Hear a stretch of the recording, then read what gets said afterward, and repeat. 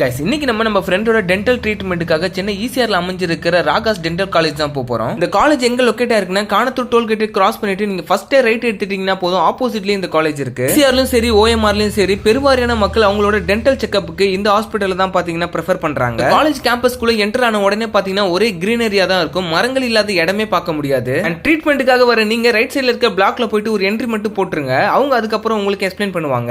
நீங்க உங்களோட own vehicle வந்தாலும் பிரச்சனை கிடையாது, இங்க நிறையவே பார்க்கிங் ஏரியா இருக்கு, சோ பார்க் பண்ணிக்கலாம். டென்டல் பொறுத்தவரை எனக்கு தெரிஞ்சது ரெண்டே விஷயம் தான். ஒன்னு சொத்த பல்லு இருந்தா அதை பிடுங்குறது, அதுக்கப்புறம் இல்லாத இடத்துல பாத்தீங்கன்னா பல்ல ஆர்டிபிஷியலா வைக்கிறது. நான் பார்த்த வரைக்குமே அங்க இருக்கிற டென்டல் மிஷின்ஸ் நிறையவே பாத்தீங்கன்னா உயர்தரமான வகையில தான் அமைக்கப்பட்டிருந்தது. நாங்க ட்ரீட்மெண்ட்காக போனது டியூஸ்டே மார்னிங் தான். ஊருக்குள்ள இவ்வளவு பேர் பல்லுல பிரச்சனையோட சுத்திட்டு இருக்காங்கன்றது அங்க இருக்கிற கூட்டத்தை பார்த்ததுக்கு அப்புறம் தான் தெரிஞ்சது. நீங்க கிட்ஸை கூட்டிட்டு வரீங்களான்னு பிரச்சனை இல்ல, அவங்களுக்கு பிளே பண்றதுக்காகவே அங்க பிளேயிங் ஏரியாவும் இருக்கு. மாற்றுத்திறனாளிகள் வயசானவங்க படிக்கட்டு ஏற முடியாதுன்றதுக்காக ரொம்ப ஸ்பேஷியஸா இருக்கக்கூடிய லிஃப்ட் ஃபெசிலிட்டி வச்சிருந்தாங்க. சோ பட்ஜெட்ல டென்டல் செக்அப் பண்ணனும்னா ட்ரை பண்ணுங்க.